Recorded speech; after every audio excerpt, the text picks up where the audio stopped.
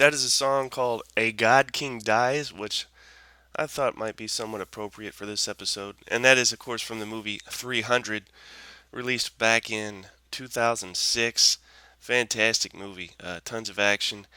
And I think there was a follow-up version released. I haven't seen it, and I think it got some bad reviews. But as far as action goes, I can almost guarantee you there is just as much in this second movie as there was in the first, if not more so. The song is composed by Tyler Bates, who also did the music for some Rob Zombie films, as well as the movie Watchmen. So the guy's done some great stuff. This is Hexes and Soldiers, episode 22, the Corson Pocket Special Edition, and coming deep within a concrete bunker from the nerve center of New Orleans.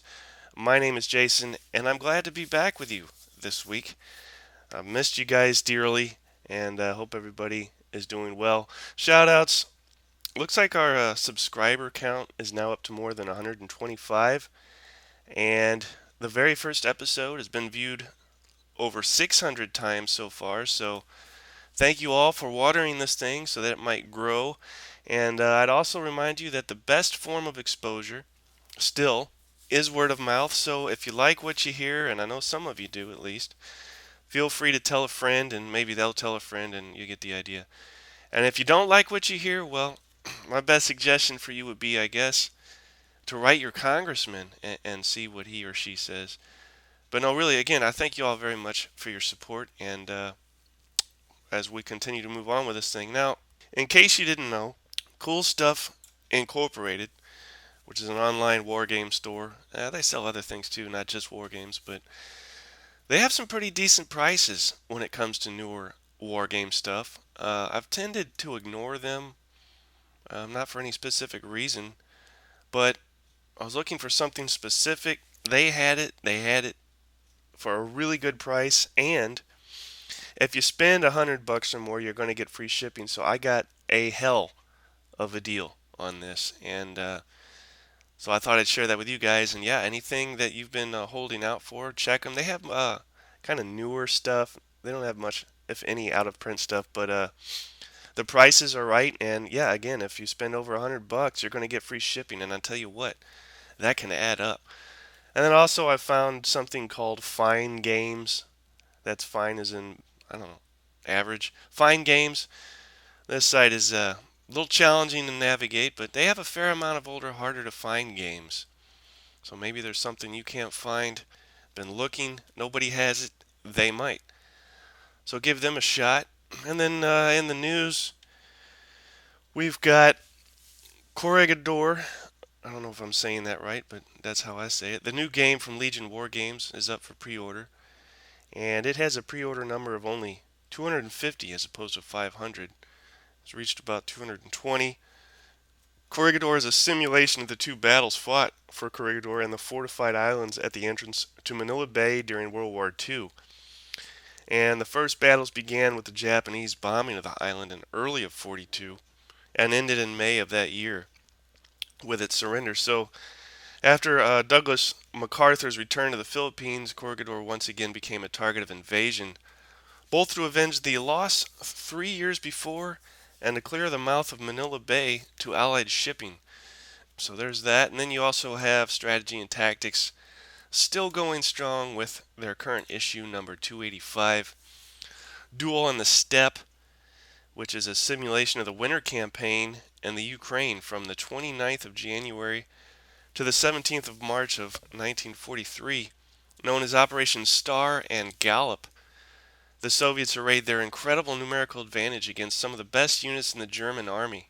And this game uses the same rule system as Sedan, the decisive battle for France, May 1940, which was in the issue of World at War number 24, as well as Tobruk, Operation Crusader, November-December 1941 from Strategy and Tactics number 278. But it's modified appropriate to the scale and the theater. And here the Soviets have air superiority, albeit somewhat uncoordinated. And Duel on the Steppe includes one counter sheet, a map of the Ukraine area of the Soviet Union, and each hex represents about 6.5 miles. Unit sizes vary from conf groups to core, the latter which can be broken down into smaller formations for more operational flexibility or simply to absorb casualties, and your price is going to run about $30 for that, which ain't too bad.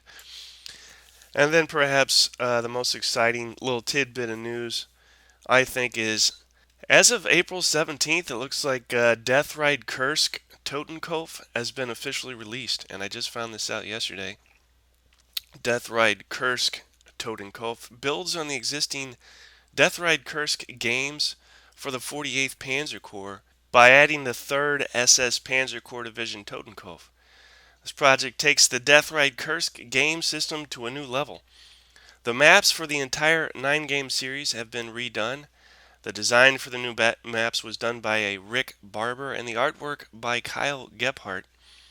Gameplay is still characterized by the BOS or Battlefield Operating Systems, and the rules have been restructured to include all the rules for the enhancements. They've also been reformatted to make it easier to understand and improve rules clarity. Remember that even though the basic system is an I go, you go type system, the order in which units move and actions occur is very open, and players have a tremendous amount of flexibility to perform firing, movement, and obstacle removal, and can be done when the player needs them to be done. This means you get to control the synchronization of the battle's activity to suit your plan. And while the rules are now quite large, they say, they're very comprehensive, and players will find great richness and depth in the level of detail. There are now 4 different levels of game rules play, from basic to ultimate. For those wanting to play the basic game system, you'll still find great depth and detail. For those wanting the ultimate experience, you'll find plenty of additional rules and the enhancements to make you feel like a real staff officer. And this game will be the base for the 3 SS games, and the follow-on games for Liebstandart and Das Reich will be expansions, and Totenkopf will be needed to play the other 2 games. Included in this game will be the counters for the command and control and fire support enhancements. These add some great details and rules right from when you make your purchase. The air maintenance and logistics enhancement counters will be sold separately and are not yet ready for sale. I don't know how I feel about that. This game will come with, it says 16 11 by 17 full color map sections, and the artwork on these maps is very basic, to say the least. I wish wholeheartedly they would have put a little more time and effort, just add even a little more detail to these things, but I guess it's functional. You get 10 unit and marker counter sheets, Death Ride Kursk rules booklet, your Totenkopf rules supplement, a die 10 and die 6, as well as numerous charts and tables. So that, and to back up, not just this game, but when this whole thing kicked off, um, sparked my curiosity right off the bat. And again, another new game system, another new batch of rules to learn, but it's intriguing. And I see in my near future myself taking this on, beginning with this game. So once I do that, I will let you guys know and give you my opinion. But again, yeah, very curious, and now I feel compelled to finally pull the trigger on this thing. What else? The list that I have for this week, I think I will put towards the end of this show because it will coincide with the Situation Room. And as far as the bulk of this show, it will consist primarily of history by way of Course on Pocket. And I guess just real quick, we'll get this out of the way and then move on. The blues, I know you're all just dying to hear my latest whine or rant regarding the blues. Well, I'm not too upset actually. Started the playoffs. We won the first 2 games against Stanley Cup defender. Lost the 3rd game in Chicago, not by much.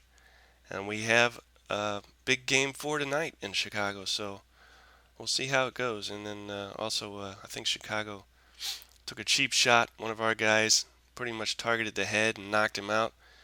Hopefully that guy returns tonight. We'll see. But yeah, the Blues are doing well. So as I've said in the past, if the Blues are doing well, 11 times out of 10, I'm doing well. So, as far as the history or the Situation Room goes, by way of a background and general history, I'll start right from the beginning. So, what you have here is 1944.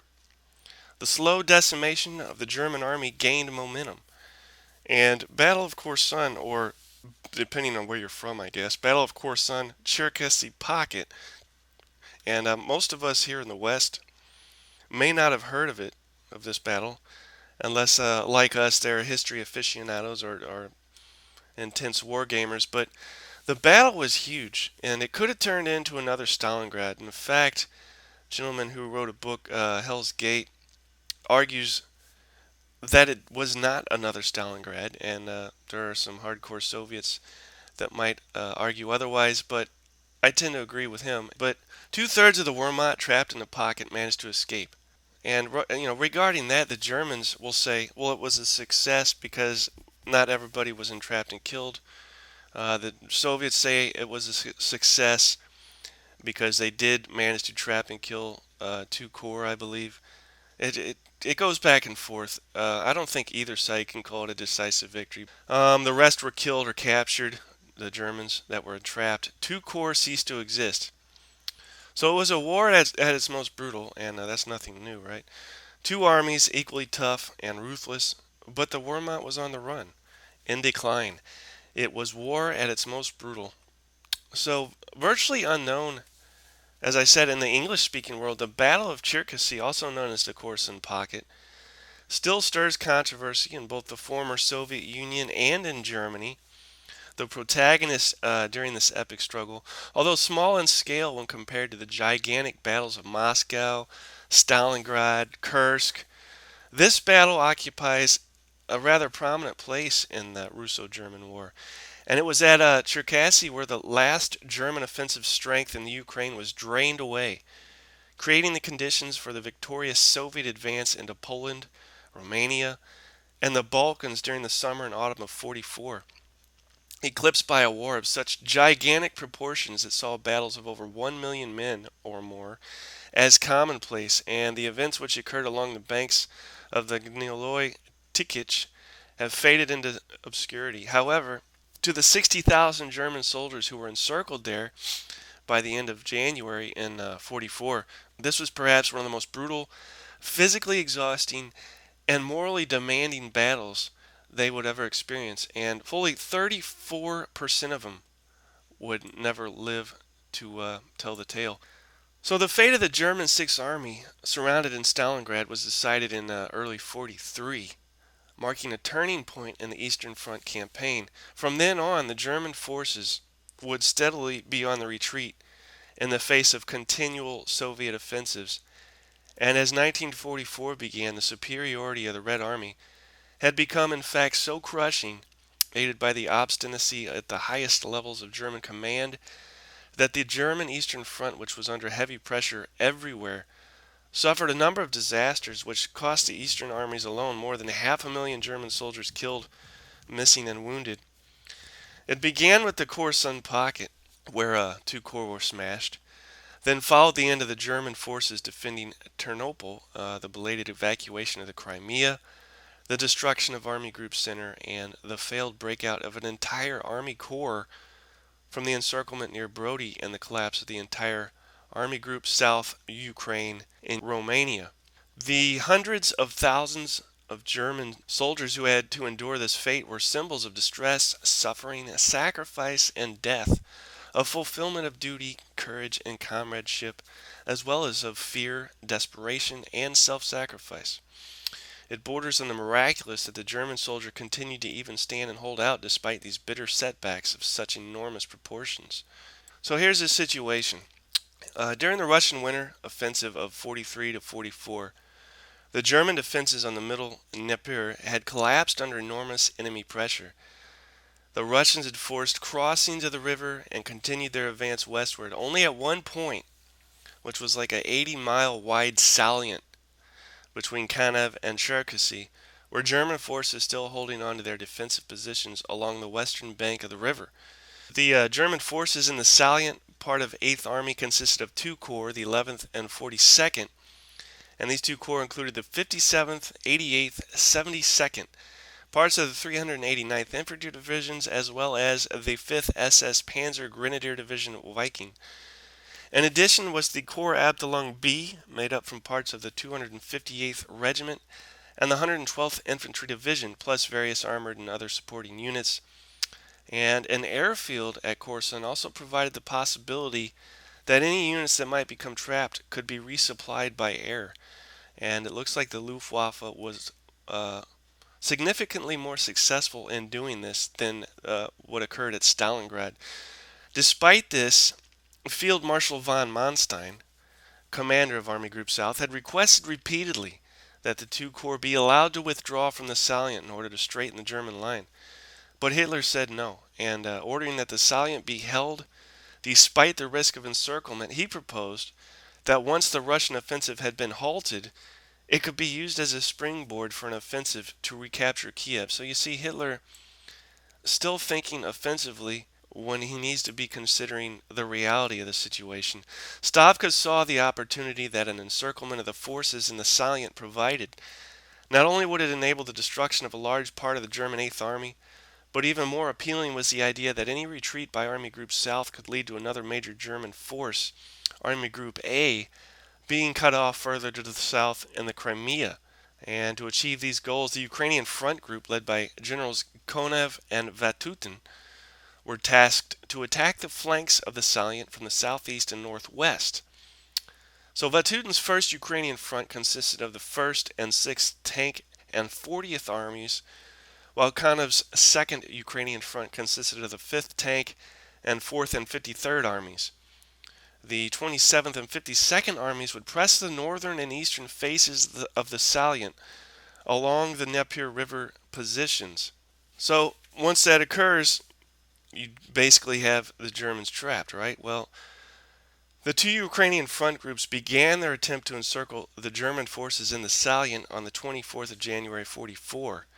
And the forces of the 2nd Ukrainian Front, which attacked from the southeast and drove along the southern side of the salient, made excellent progress, severing the link between the 11th and 42nd Corps, as well as the remainder of the 8th Army. Meanwhile, the 1st Ukrainian Front attacked from the northwest and drove down the western flank of the salient. The German 7th Corps took the brunt of the attack and crumbled under this onslaught. The 88th and 198th Divisions fought desperately against the Russian tanks, and these units, with little armored support, were the only forces available to hold the line. If they failed to do so, the path lay open towards the 5th Tank Army, less than 90 kilometers to the southeast. And if the two forces were able to link up, the salient would be cut off and the pocket closed. So this was achieved on February the 28th near Zvinogorodka, when elements of the 6th Tank Army and the 5th Tank Army linked up near that town, sealing the fate of 57,000 German soldiers who had become trapped in what would be known as the Korsun Pocket. Following the closure of the pocket, command of the entire force passes to General Wilhelm Stemmermann, and the force within became known as Group Stemmermann. The most rational solution would have been to attempt an immediate breakout, right? Before the encirclement could even be secured. In addition to saving the men trapped in the pocket, the void now created between the 1st Panzer Army on the left and the remainder of the 8th Army on the right could be filled. However, that pesky Hitler forbade this and ordered that Group Stemmermann hold firm in the pocket, and this would not be anything new or unusual. This would be the rallying cry for Hitler, from this point on, actually from Stalingrad on, not one step back, etc., etc. Hitler saw an opportunity to encircle the Russian forces that surrounded the pocket and destroy them, convinced that they were considerably weakened. However, the units ordered to carry out this encirclement were at half strength or less, except for the recently arrived 22nd Panzer Division, and even their equipment was badly in need of repair. So the German logistical situation was perilous, with men and materials in short supply. Following the debilitating Russian winter offensive, this was compounded by poor ground conditions, constant Russian air attacks on convoys, and frequent partisan attacks. German morale was also at a very low ebb. And in addition, the first week in February saw an early warming of the weather, which proved disastrous to the movement of the German forces. and it ended up hampering the Russians as well. On the morning of February 4th, General Braith initiated the attack against the Russian forces surrounding the pocket and thrusting from the south with the 16th and 17th Panzer Divisions. However, this attack coincided with the start of the dreaded Rasputitsa or spring thaw. Movement, where possible at all, was slowed to a crawl, and the advance soon became bogged down. To the south of Medvin, you've got tanks of Oberst Lieutenant Bake's Heavy Panzer Regiment leading the way, with the 34th and 198th Infantry Divisions protecting the flanks. But Bake's panzer slowly managed to advance only 6 miles against heavy resistance and atrocious ground conditions. Throughout a day of heavy fighting, both sides suffered loss, but the Russians held their ground, and the panzers couldn't get any closer. General Braith, though, refused to give up. With parts of the SS Leibstandard Adolf Hitler Division on hand, and the advanced elements of the 1st Panzer Division now arriving, he committed them to the action, and he radioed the forces in the pocket with the simple message, "I'm coming." On the 8th of February, the 1st Panzer Division captures Bushanka, and finally on February the 8th, the Russians are forced into a withdrawal back over the Gniloy-Tilkich River, where the 16th and 17th Panzer Divisions are able to establish a small bridgehead. However, poor ground conditions again and stiff Russian resistance halted any further advance, and the German forces trapped in the Korsun pocket would have to fight their way out to them. On the 12th of February, the SS Leibstandard Adolf Hitler Division battles against Russian forces at Vinograd, while the 16th Panzer Division encounters resistance on the road to Medvin. And the 17th Panzer Division also becomes engaged in a sizable tank battle against elements of the Russian 6th Tank Army to the southwest of Medvin. The 1st Panzer Division, meanwhile, continues to press its attack towards Lysyanka, while further north, elements of the 47th Panzer Corps stalled at Zvinogorodka, 30 kilometers from the pocket, and 25 kilometers from the 3rd Panzer Corps, its strength completely expended.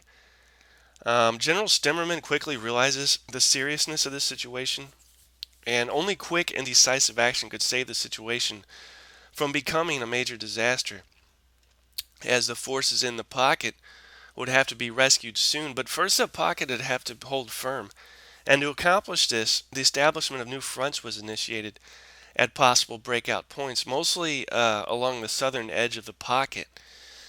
Initially, most of the German forces were facing north and east along the Dnieper, and units would have to be repositioned to secure the perimeter of the pocket. And though this sounds like a simple matter, it really takes a lot of coordination to pull this off. Orders were received from 8th Army Group Stemmerman will shorten the front lines and move the pocket in the direction of the Shenderovka in order to be able, when the time comes, to break out towards the forces mounting a relief attack from outside. And this, of course, would require a masterful handling of the forces within the pocket. So Stemmerman took on the task with a vengeance and successfully contracted the northern edge of the pocket with the 42nd Corps abandoning the Dnieper. At the same time, the pocket was extended to the south by 11th Corps with the objective of capturing key villages of Shenderovka, Novaya Buda, and Komarovka. The focal point of all activity, though, was Korsun, which lay in the center of the pocket and provided the pocket's only airfield, as I mentioned earlier. Here supplies were flown in and casualties flown out by up to 70 aircraft per day as the weather permitted. And it was the only contact that the German forces had with the outside of the pocket, with the exception of radio communications. So at Novaya Buda, the severely weakened 105th Regiment of the 72nd Division was tasked with assaulting the village, and the regimental commander, Major Kastner, knowing he would have to cross an open slope to reach his objective, chose to make a night attack. And the attack was made on the night of February the 11th, moving silently with bayonets, knives, and entrenching tools. The men of the 105th crept toward the Russian positions. They could hear enemy soldiers chattering and an occasional burst of laughter. Suddenly, they were challenged by a Russian sentry. The regiment charged the surprised enemy, firing as they ran. Fighting was fierce as shock troops roved up and down the trenches, finishing what remained of the Russians' resistance. On the 12th of February, Korsun was abandoned along with its precious airfield. Almost 3,000 wounded men were left behind there with medics to await capture by the Russians. No further supplies were received or wounded airlifted out after this date. On the 13th, inside the pocket, the 105th Regiment took 240 prisoners and destroyed 21 tanks and an assault on the village of Komarovka, but suffered heavy losses maintaining control of the town. And finally, the village of Shenderovka was taken later that afternoon, securing the planned breakout area. So now we're looking at February 15th. The pocket had moved with a masterful fluidity, maintaining its flanks against constant Russian pressure, not only from the pursuing ground forces, but also from constant air attacks to the jump-off point at Shenderovka. That same day, the 105th Regiment captures the village of Chilki and then repulses heavy Russian counterattacks. The pocket was now centered on the village of Shenderovka and had been reduced to an area of 56 square kilometers, containing around 40,000 men. And then on the 15th of February, panzers from the 3rd Panzer Corps made one last push from their bridgehead on the Gniloy Tikich to capture Hill 239 northwest of the river. The area of the hill was held by elements from the 6th Tank and 27th Armies, but by this time the Russians had prepared strong defensive positions and were continually being reinforced. Despite their best efforts, the tanks of the 1st and 17th Panzer Divisions were unable to capture the hill, their advance grinding to a halt along a line formed by the towns of Lysyanka, Oktyabr, and Cheshinsky, about 12 kilometers short of the objective. What does this mean? Well, this means that the men trapped in the pocket would have to fight their way out against Russian infantry supported by armor in well-prepared positions. And the Russians occupied two sets of positions, the inner ring facing Group Stimmermann and an outer ring that was holding off the 3rd Panzer Corps efforts to break through. And this would be a common procedure for the Russians regarding encirclement. It wasn't just one ring, it was two. On the same day, 8th Army issued new orders to the forces trapped in the pocket. Group Stimmermann must perform a breakthrough as far as Dzerzhinsky Hill 239 by its own effort. There it will link up with the 3rd Panzer Corps. That sounds fine, right? However, the message did not clarify that Hill 239 was still in Russian hands. So Stimmermann thinks from the message that friendly forces are holding this hill, right? And he immediately begins preparations to break out. He'd remain with the rearguard troops, and General Lieb would lead the breakout. Once it begins, however, there would be little communication between the units, and local commanders retained strong discipline among individual units. So the breakout begins. On the 16th of February, the besieged forces of Group Stimmermann had been under siege for almost 3 weeks now, and the situation was becoming more desperate with each passing day. Fearing that Hitler might postpone the breakout and knowing of the steadily weakening condition of the forces inside the pocket, von Manstein made the decision to order General Stimmermann to begin the breakout attempt. The code word was watchword freedom, and his communique stated simply, watchword freedom, objective Lysyanka, 2300 hours. After issuing the order to break out, Manstein had attempted to warn Stimmermann that Hill 239 was still in enemy hands. But all radios had been destroyed and there was no further communication with the trapped troops. Within minutes, Stimmermann's chief of staff, Colonel Franz, had read the message, and the entire force was advised, and the battle plan for the breakout involving a three-pronged attack by the group was put into action. To the northwest, Corps Detachment B would lead the right wing of the breakout. In the center, the 105th Regiment would again lead the way, and their success at Novoye Buda had earned them the respect of the entire group, while the southwestern effort would be led by elements of the 5th SS Viking Division. General Stimmermann would remain with the covering forces and control the withdrawal. All unnecessary items of heavy equipment were left behind, and I mean all. Pretty much all of their machinery was left behind. Guys basically just took themselves and whatever they could carry and left, literally.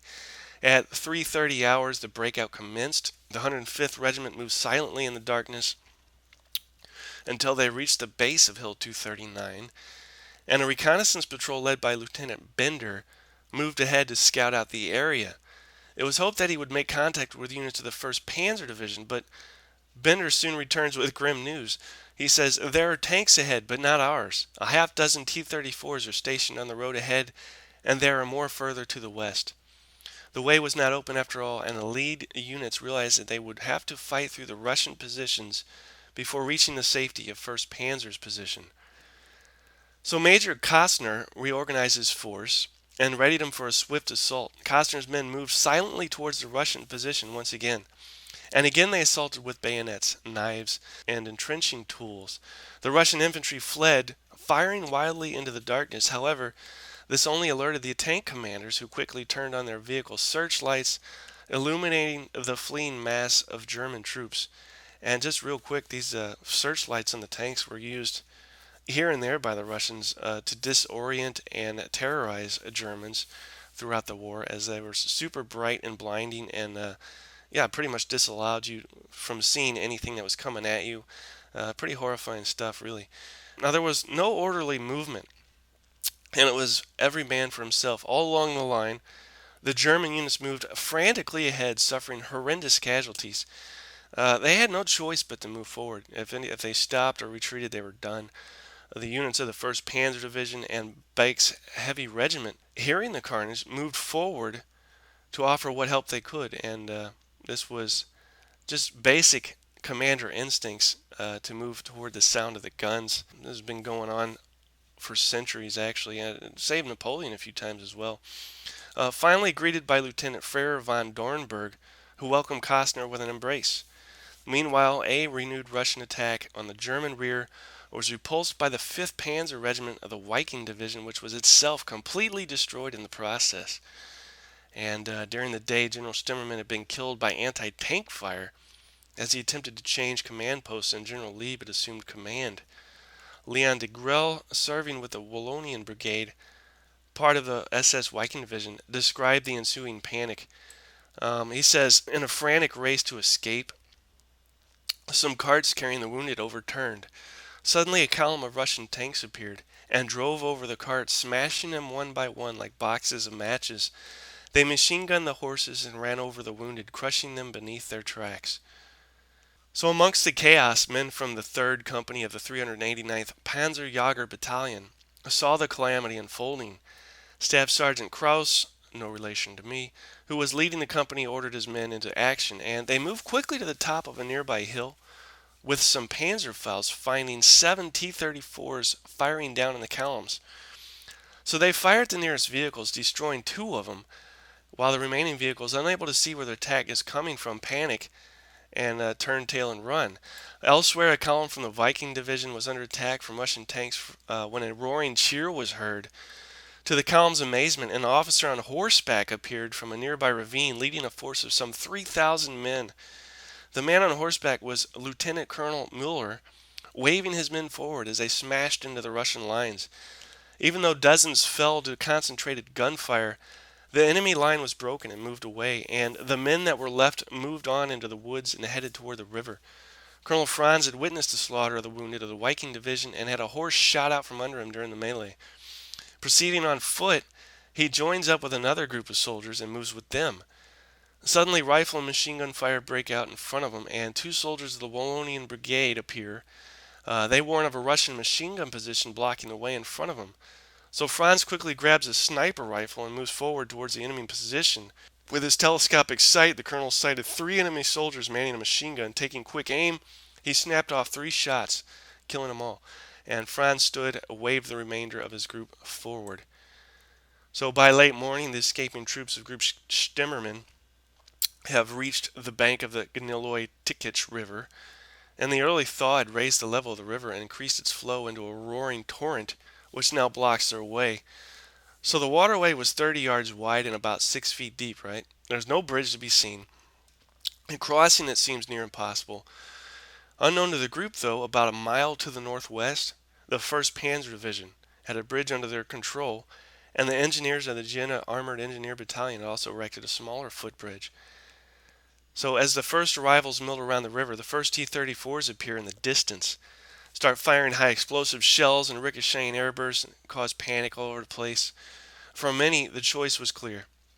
either have to brave the strong current or die where they stood. Whole groups of men start jumping in and begin to try to cross. Many were swept away by the current or dragged under by the weight of their uniforms and drowned. Men began to strip in order to improve their chances of survival. However, those who reached the other side were suffering terribly from the cold and hypothermia. The temperature that morning was -5 Celsius, and the men still had over a mile to walk through the snow before they reached the safety of the German lines. Some units attempted the crossing in some semblance of order. General Herbert Gill, commander of the Viking Division, ordered that a tractor be driven into the middle of the river to act as a temporary pier, but the tractor was soon swept away. He then organized human chains, alternating a swimmer and a non-swimmer, to extend across the river. It worked well until the numbing effects of the water caused a man to lose his grip. Suddenly the chain was broken, and the surging currents carried the men away. Once the first survivors reached the first positions of the Leibstandarte Adolf Hitler and 1st Panzer, they realized the desperate situation unfolding to their south. One group on the other side of the river moved to help in bringing some of the refugees to the crossings to their north. A group of tanks and engineers immediately went to the crossing site further south to assist their fellow soldiers. The crossings continued throughout the day, and rearguard units of the group pulled out successfully and made the crossing. By the end of the 16th, most of the fighting at the river had ended, and the majority of the survivors from the pocket were across. And the German lines had been straightened, and nearly 35,000 of the original 56,000 men were saved. Over 10,000 men were killed, and another 17,000 had been captured. So, to conclude, the Russians were now becoming skilled in the execution of the sustained all-arms offensive. Their troops were now more experienced and better equipped with simple and effective weaponry, and their overwhelming resources of manpower and determination to rid the motherland of the hated German invader were beginning to exact a heavy cost in the German army. And the German forces were hampered by Hitler's continual interference. His repeated reluctance to give up ground in order to improve the tactical situation doomed the two corps trapped in the salient, and Hitler's inaccurate view of the situation belied the fact that most of the divisions were badly under strength, poorly equipped, and exhausted.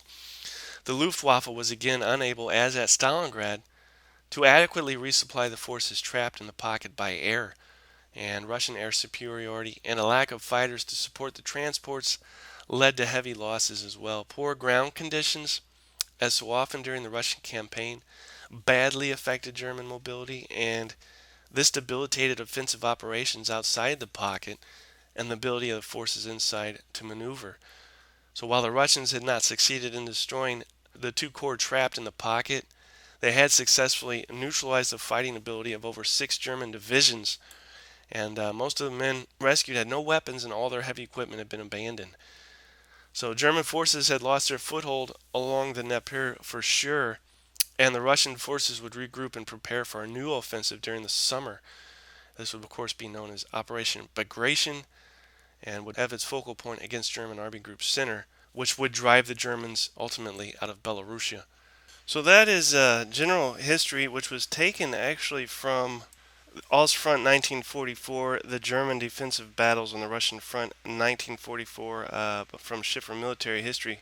And as you know, things change, and what I had originally intended to do was, after this basic general overview of the history of the battle, go into an in-depth analysis of it. I think I'm going to forego that just for time purposes. And again, I understand that everybody only has so much time to dedicate to something like this.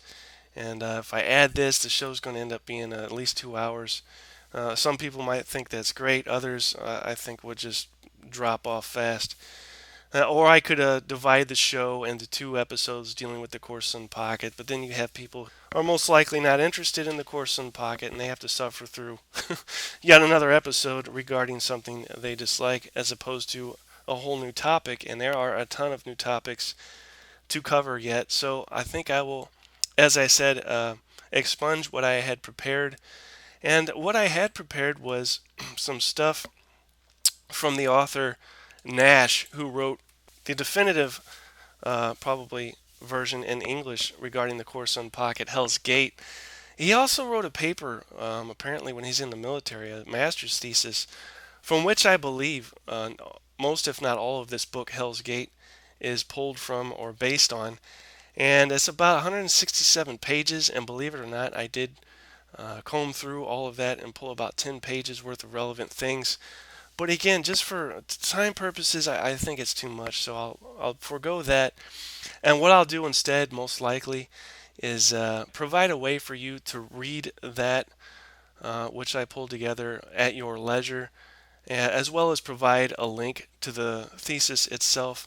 Also, provide a link to the book Hell's Gate, which you can order. And this thing is replete with pictures and everything. It is about anything and everything you could want to know regarding this battle is within this book, Hell's Gate. So, that said, we'll move promptly on to the games that deal with this historical event. And there are a few. Some I'm familiar with, some not so much. And I'll try and give a decent synopsis of each as we go along. And I'll start with a game called Battle for Course Sun. Came out in 2010 by Jim Zoldak through Chris Harding Simulations. And there's also a Command Magazine edition of this that came out in 2011. It's an operational level simulation, which I would imagine all of these would be. Comes with a full color 32 by 20 map and 4 sections. And, even on the Board Game Geek, there's not a lot about this game. There's a few pictures of it. And I have to say, the map looks pretty appealing. It has that functional but basic yet still, I don't know, detail going on. It's decent. Other than that, yeah, I don't really know much about this game. Then you have Decision Games attempt at recreating this battle with Cherkasy Pocket Encirclement at Course Sun. Came out in 2001 by John Desch. Apparently, there was a review done regarding this game in a Fire and Movement magazine, number 128, actually. And I have a number of these, but they're back in St. Louis, and I was unable to get access to the review, or analysis rather, done by John Docwra. That's Docwra. So if you want to know what this game is like, maybe get a hold of that review. And also, a couple people have said some things on the Geek regarding this game. One of them being, I don't see all the fuss around this game. Okay, the graphics are good. The system easy to learn and fun to play. Tanks can have maintenance failure. But pushing counters for 24 turns, and there are 2 movement combat phases per turn until the pocket is formed, isn't my vision of a good operational war game. Sold my copy.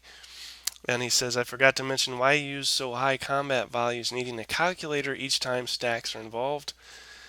I'm sorry, there's a good potential game. The rules are very nicely written, but 24 turns is much too long to play just to form a pocket. And he says, I prefer Hube's Pocket, and that was by the Wargamer Crick75. So again, don't own this. I haven't played it, and that's about all I know regarding it. The next game on the list would be 4 Battles of Army Group South. And this game has piqued my interest. I have a certain proclivity towards these older SBI games. This came out in 1979. Few designers had a hand in it. Brent Nosworthy, John Butterfield, and another gentleman. 4 battles, as it says. One of them, of course, dealing with Course Sun. And another geek user says regarding this game, actually the game listed as number 4 is the one included in Army Group South. Talking about a Course Sun. Tried this the other day and found it hard to see how the pocket could be formed due to the bloodless chart. Basically, you can attack at 8 to 1 with 2 supported mechanized corps against 1 lone German infantry division during a 2-day turn and get a -1 result taken as retreat or step loss, as the infantry division can sustain 5 step losses in all. It's easy to see why it's a problem. The original is gorgeous looking, though, and that's by L. Silver, whose nickname is Zilver. And I tried to get a hold of this game, and not that it's not available, but the ones that are available, I think Noble Knight has a version without a box, another version with the rules notated, and these things aren't cheap, and I just can't see paying for a game without a freaking box or the rules all written on and highlighted. I ain't doing it. I missed my best opportunity on eBay. Was watching this thing, it was being bid on, and I completely forgot about it. Came back later and saw that it had sold for $30. Broke my heart. Hopefully this thing will go back on eBay at some point. And then another gentleman owned a copy of this, and I guess was willing to sell it, but his price is out of my tax bracket, so this will just have to wait, I guess. But with these older SPI games, I have a few of them, and a lot of it's kind of a generic template going on. Your map is pretty basic. Not to say that it is ugly. It's just basic. Not too many counters. I'm looking at a picture of it right now of the setup for. Well, actually, once the pocket's been formed for this game, and doesn't look like too many counters. But there's something about it. I'm not sure. Like I said, maybe it's the nostalgia I have for these old SPI games, as well as specific interest in the battle itself. In fact, if I bought this, the Core Sun scenario or game would probably be the only game I played within the sucker. But nevertheless, it looks interesting, and wish I had it so I could talk more about it. So that's that. And then you have Hell's Gate, of course, and this is Mr. Philip Sabin's baby, put out by Victory Games in 2013. A couple reviews were done on this game. Marco Wargamer, of course, as well as Fushigi TV. So you want to see visuals and learn firsthand what this beast is like. Actually, it's nothing anywhere near a beast, but check these out. Sabin, he's a Wargames author, professor, and designer. Philip Sabin introduced this game in his book Simulating War, and this Victory Point Games Edition has polished the game's original components to bring you what they say is a great simulation game experience. Complexity is 3 on a scale of 9, so this thing is not very difficult to master, I would assume. Suitable for solitaire play. It says each turn is 3 days of real time. Each hex is approximately 20 kilometers across. And each unit represents a brigade, a division, or a corps. And of course, it gives a brief synopsis of the subject matter it deals with, which we are already familiar with. But you've got your map, which is about 11 by 17, so that isn't very big, with turn, record, track. You've 70 thick, two-sided, multi-shaped game pieces. Some of these pieces are bigger than the other pieces. A 16-page full-color rules booklet with reference sheet included. One six-sided die. One 11 by 17 mounted two-sided jigsaw cut game map.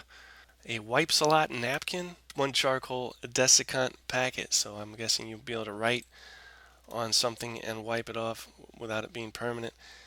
And also, if you go to the Geek, there's a number of videos regarding this. But the artwork on this map is pretty interesting. It's not, I don't think, your standard typical artwork. Kind of breaks the mold with that, and I don't know if it's. I guess it's an okay thing. I mean, personally, I don't know if I would have done it this way, but it's not my game. Also, you've got it has a traditional game turn process, which similar to most war games. Weather as well as terrain can affect combat. Soviet movement phase, and this is a bit of a change from most war games. Usually the movement phase comes before combat, but in this game it comes after. Then he gives a pretty detailed example of combat, but he also has, and I like this, right? Designer notes. And he says, the Korsun Pocket is a classic encirclement battle from the Eastern Front.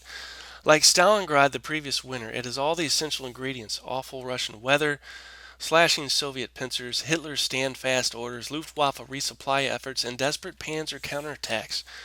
Unlike at Stalingrad, some of the trapped Axis troops did manage a messy breakout, making the situation even more dramatic and finely balanced. It is not surprising that there have already been a number of detailed simulations of this epic struggle. For many years, I've used simulation games to help my university students understand operational dynamics such as force-to-space ratios, but for this to be practical, I needed radically smaller and simpler designs that can be played by non-experts within a 2-hour class.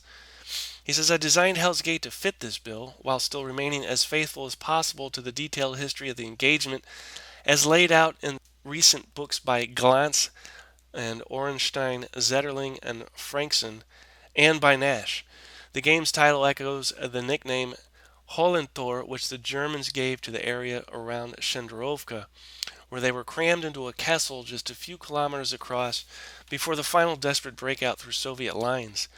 The rules use a simple system of alternating player turns, but with an unusual fight move sequence that suits the positional nature of the fighting in the snow and mud. The combination of big hexes and weak zones of control allows the antagonists to duel over individual hexes without the artificialities that smaller hexes and stronger zones of control can bring. Both sides constantly face difficult tactical trade offs, when and whether to launch more powerful all out attacks at the cost of attrition to their attacking forces, especially their precious tanks, and whether to conduct a mobile defense or to hold their positions doggedly at the expense of similar attritional losses. What comes through very clearly from this battle and from the game is the enormous impact of various force densities, from several thousand troops per mile of front in the Soviet breakthrough sectors to only a few hundred troops per mile in the north of the salient. Instead of imposing the usual stacking limit on each hex, the rules limit attacks across each hex side, thereby giving a more realistic representation of spatial dynamics. One sees immediately why Hitler's insistence on retaining a foothold on the Dnieper instead of withdrawing to a straighter and less overstretched line placed his forces in such peril. And he says, I discussed the design of Hell's Gate at far greater length in my new book, Simulating War. And again, someday I will own my own copy of that book. But meanwhile, we'll move on to Hube's Pocket. And this came out in 1995. Dean Essig and Dave Friedrich from the Gamers, part of the Operational Combat series. You got your standard series rules plus your game specific rules. And I'm telling you, if you haven't messed with the Operational Combat series yet, or you're just waiting, and well, just give it a try. Especially with this new, I think, what is it, Reluctant Enemies coming out, which is like a almost like a OCS starter kit. There's never been a better time to learn the OCS system, and once you do, you can pick up out of print copy, probably for a lot of money, from Hube's Pocket, and somebody would do well to reprint this thing as the game, as well as the fans and history buffs of this particular topic would greatly enjoy it. The game attempts to portray the logistical weakness of the Red Army during this time in the war, that being early 44, and it makes it a challenge for the Soviet player to keep the Germans encircled or even just on the run. And the game also attempts to incorporate Hitler's no retreat mandate, as any good game of this era should, via the victory conditions, and thus limit the German player's ability to conduct a mobile defense. Now, I have this game, I've played it. It's fairly involved. If you're just the basic casual war gamer, don't mess with it. Go for Hell's Gate. But if you're a seasoned veteran, grab this up if you haven't yet. You won't be sorry. So within the scenarios, you actually have scenario 3, or should I say scenario 2 is the Corson Pocket, scenario 3, Relief of Corson, and scenario 4, the German Collapse. You've got some special rules. You have something that deals with the collapse of the southern wing, and says if the Axis player declares the southern wing's collapse, the Soviet player must exit as many attack-capable units counters off the south edge as the Axis player does. And regarding this, it says the southern map edge in Hube's Pocket is not an impenetrable wall where the world ends. This map edge was a critical area to the Germans because there was large forces southeast of this location fighting for valuable, according to Hitler, strategic resources. Part of this importance is related to the high victory point values for the towns in the map's southeast corner. And this rule also reflects that importance. Its intent is to allow units that would be, quote, trapped against the south edge, end quote, to do what was done historically, and that was to withdraw to maintain support of the armies to the south and draw as many Russians with them to relieve the pressure on the drive to the west. You have a rule regarding the collapse of the southern rail line, and another one, every man for himself. And it says, pocketed troops often abandoned their equipment and made their way back to friendly lines with little but their clothes on their backs and a gun in their hands. This is what happened to the Corson Pocket. And it says, to the Axis player can voluntarily destroy out-of-supply Axis units that are at or within 10-foot movement points of a supplied Axis unit, regardless of the presence of enemy units. There's another rule regarding the 24th Panzer Division. It says the 24th Panzer Division was the honorary ping-pong ball of Army Group South. In November 1943, the division returned to the Eastern Front after being re-equipped, rested, and retained in northern Italy. During the relief attempt at Corson, it was sent north to participate. After toiling through bottomless mud for a week to get there, Hitler inexplicably ordered it south to react to another crisis. In the end, it was unable to assist either battle. We also have something regarding Manstein in charge. And it says up until the end of the campaign, Manstein was technically in charge of this battle area. However, Hitler's intrusion into the operations meant that Manstein could not manage the battle the way he would have liked. So this rule is, I guess, intended to reflect what might have been had Hitler not intervened. There's something regarding Zhukov in charge.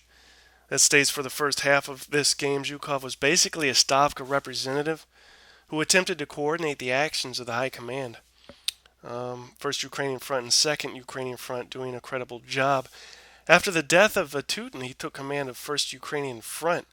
Had he been granted a command role, a super front, he could have exercised even greater control over these two fronts. And then another one regarding Maskarovka, which states that by this point in the war, the Red Army had become quite adept at masking operations. So scenarios 1, 2, and 4 put the players in the situation just before the opening of a major offensive. In scenarios 2 and 4, it's quite obvious how well the Soviets have done at duping their German opponents. And yeah, yes and no. Like I said, they did some diversionary attacks and some Maskarovka stuff. But for the most part, from what I've read, the Soviet troops really just weren't disciplined enough to carry it out successfully. And the Germans pretty much saw through it. Again, one last thing. The purely historical game. And it says this one is pretty harsh on the German player, but it will give players a real feel for what it's like to have the political head of your nation in charge of operational decisions on the battlefield. And then it gives all the particulars for that. So that's the special rules that are included that apply specifically to Corson. You have some historical notes, further reading, but you also have some more designer notes. And I'll start with Dean once told me that every wargamer has at least one topic that fascinates them, and if he could just get them to put it into a design, he'd never have to worry about getting a good game subject again. Hube's Pocket is that game for me. I've been fascinated with this period of World War II ever since that quaint Ziploc package containing Jack Rady's classic Corson Pocket came to my house those many years ago. Mr. Rady followed up on this game with Kirovograd and Kanev, but none of these conveyed the sweeping campaign as a whole. Then along came the Operational Combat series. After playing Guderian's Blitzkrieg, I was convinced that this was the one system that could convey the character of those hard-fought battles in the spring of '44. As luck would have it, the company had a seminar at Gen Con Origins that year in '92, and they asked the crowd what topics they'd like to see. Like an eager pup, I jumped up and said, "You got to do the Western Ukraine in the OCS. Put it all together from Corson till the spring thaw. It'll be great." Dean reacted by offering me the chance to design it, and after 4 years of circling collate tables, folding game boxes, cussing shrink wrappers, and doing all other necessities like research to get published, the game was finally done. This game covers the battles in the western Ukraine during the period from January to April of '44. The topic has been generally ignored by Western historians, many of whom seem to think that after Kursk, the Western Allies landed in France, fought the Battle of the Bulge, and then everybody met on the Elbe. The notion that the German army was defeated at Kursk cannot be argued with, but it was not destroyed. A great deal more hard fighting was in store for all of the Allies, and it would be a discredit to those who fought in the last 2 years of the war to claim that Germany had already been defeated. These battles were a series of encirclements, each increasing in scale, scope, and destructive intensity. Each began with a Soviet double envelopment, but each obtained a different German reaction. At Kirovograd, the Germans successfully blocked the encirclement and withdrew in good order. At Corson, they attempted to break into the pocket. Hube was forced to execute a moving pocket to regain his freedom of action. Both players will be constantly tested in these most difficult of operational challenges. He has some Soviet player notes, and he states that the Red Army has come of age, and it had. The mob of the early days had been supplemented by experience and production to create a reasonably well-organized, modern, and effective army. The only remaining major problem was logistics. One of the most difficult and frustrating problems for the Soviet player would be getting the gas and bullets to the front. Although the Red Army is starting to resemble the quality of the Wehrmacht, it will still be difficult to launch the off the cuff attacks a la Guderian's Blitzkrieg because the differential in quality is not as great as in that earlier action. Then finally, regarding the Axis player notes, he states probably the best advice that can be given to the German player comes from Douglas Adams' Hitchhiker's Guide to the Galaxy. Don't panic. The situation at the beginning of each of the scenarios looks pretty grim. However, the real power of the German army at this late stage in the war is its ability to react quickly. The panzer forces are in relatively good shape, and if you can put two or three of these fine divisions together, they can cause the Russians some real damage. So, as far as all these games go, I will jump to the conclusion, having not fully gone over all these games. This is going to be your most detailed, historically accurate treatment of the Coruscant Pocket. So if that's what you're after, this is what you want. That is Hube's Pocket. And then Panzer Krieg, the wonderful classic game from '78 by John Prados, published originally by Operational Studies Group, of which I have a copy, as well as Avalon Hill, also of which I have a copy. Cozy picked it up and did a version of it, as well as Six Angles. So a few people have had their hand in this cookie jar. Panzerkrieg is a what they call a simple to mid-complexity operational level game of military operations in southern Russia during World War II, and the game is played on a map depicting southern Russia from its western border with Romania and Poland in the west to the Caucasus Mountains in the east. Units are basically German divisions and Russian corps, with multiple units being able to merge to form German corps and Russian armies. And each game term represents approximately 1 week of real time. The game rules include armored exploitations, leaders, supply, combat reserves, rail and naval movement, air power, and Axis satellites. And the game consists of 9 separate scenarios, one of which deals with the Coruscant Pocket. And I have played this and enjoyed it immensely. And you have to remember, it's 1978. A lot of the things that this game is incorporating into the rules and attempting to make manifest in the game is still somewhat new, if not completely new, and very fertile time in wargaming during this time because, again, a lot of this stuff is new, whereas now it's old hat and been revised and variated to such a degree. Panzerkrieg, pick it up if you haven't, and not even just for the Coruscant Pocket scenario. It's a great game overall with all its scenarios play well. They're balanced. It's not too overly involved or complicated. It doesn't take too much. I mean, anybody that's played maybe one or two war games should have no trouble taking this on and learning it if they have the proper amount of patience. That brings us to the mother, or should I say, the father of all Coruscant Pocket games, and that is none other than Coruscant Pocket, aptly named. Came out in 1979 by Jack Rady. And the game, basically, Jack Rady had played SPI's Waktam Rhine and fell in love with the system, adapted it a little bit for his game Coruscant Pocket, added some new armor rules, which changed the flavor of the game to better simulate the Russian front, and voila, you've got Coruscant Pocket, long out of print. One of my Grail games, the other being Streets of Stalingrad. This thing is a monster in every sense of the word, in size, in scope, tons of counters, just ginormous. And I don't know if this would even be playable solitaire unless you have an extremely long vacation from work or a table where you can keep it set up and chip away at it evening after evening for months. But this is the definitive game, in my opinion, on the topic. And you've got 4 maps, 22 by 28, and the maps they don't look that great, but they're functional, and maybe you can look past it. Apparently Pacific, and I should say 2,400 counters if I didn't say that. So if you don't want to punch and clip counters, find a copy that's already been punched and clipped. Apparently Pacific Rim announced they were going to redo this game. I don't know what happened to that. I don't know if that's a rumor. I don't even know if Pacific Rim is still around. No idea. But never heard anything else about it. And again, this would be another game that perhaps would be served well to be republished.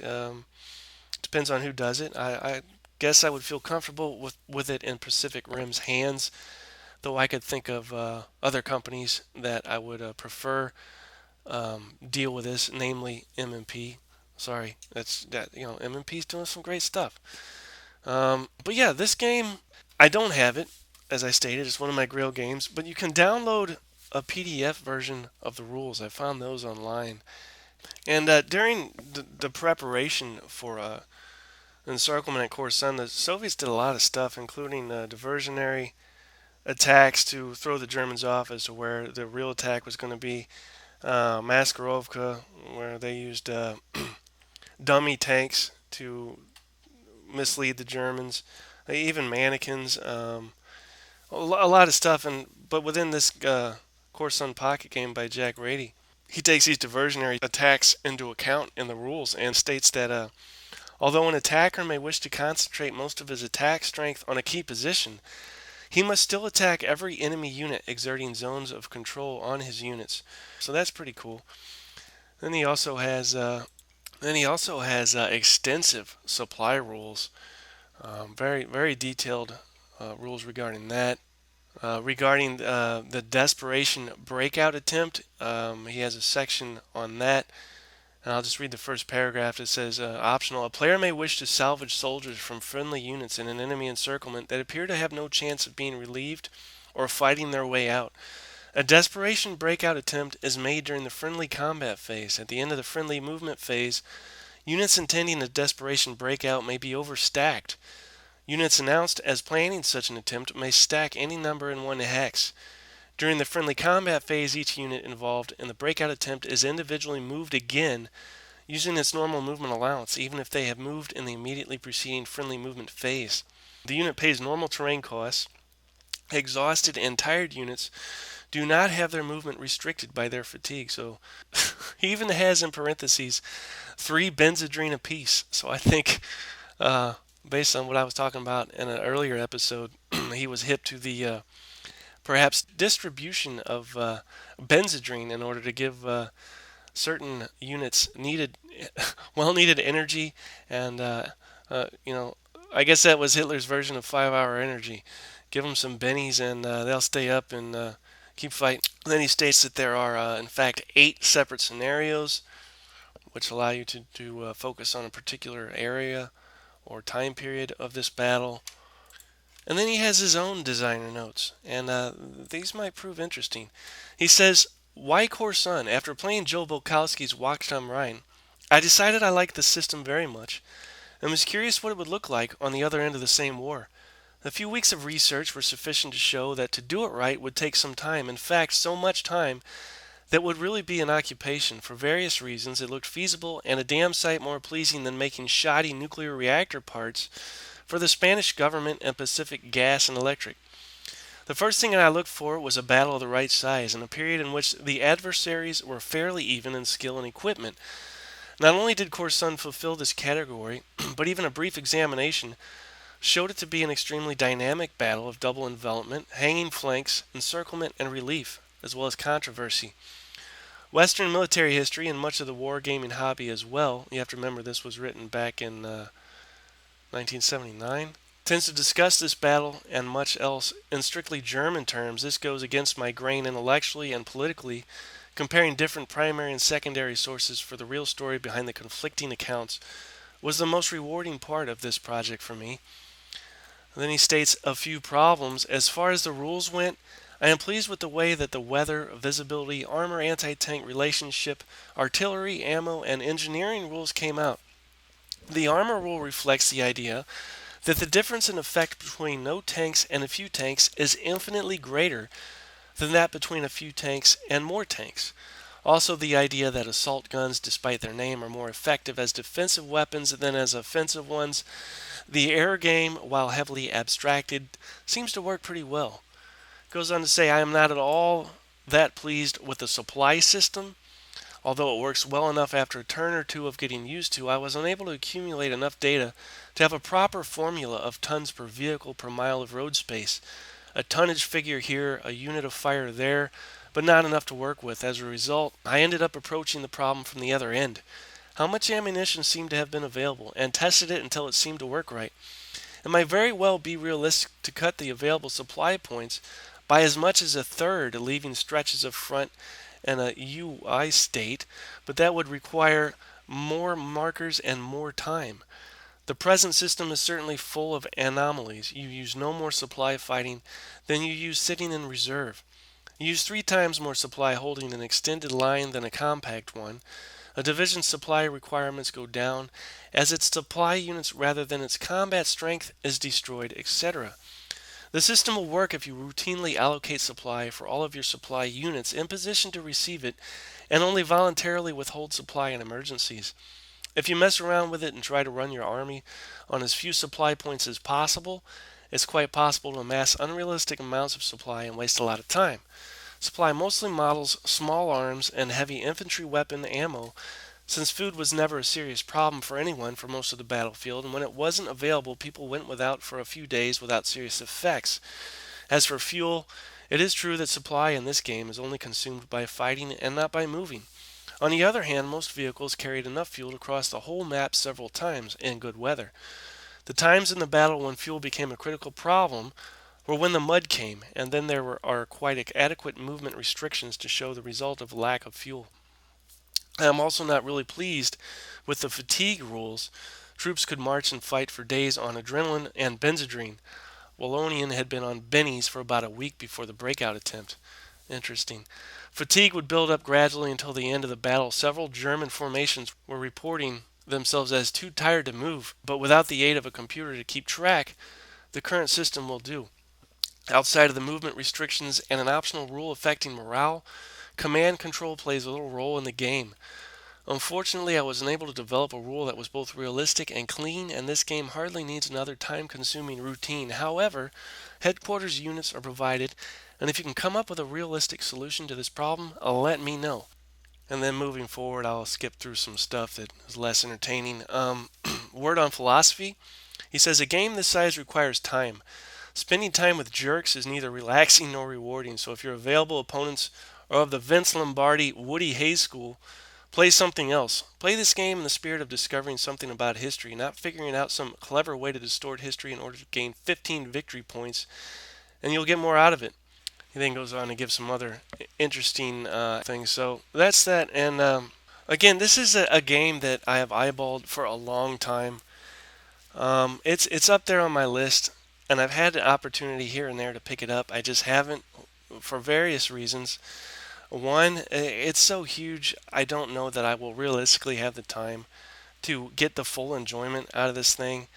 There's some other minor issues I have with it, but nevertheless, it is one of my grail games, the other being, as I said, Streets of Stalingrad. But when it comes to blowout games, just beasts when it comes to Corson Pocket, I don't know that at this point in time there is another bigger, more comprehensive game on the subject.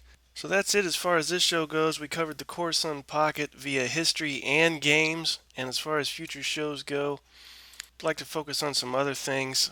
Might come back to the Eastern Front or continue with that in the next show, but also got some Luftwaffe and Africa Corps stuff lingering on the forefront, which I hope to get to sooner than later. So thanks for listening, and keep gaming.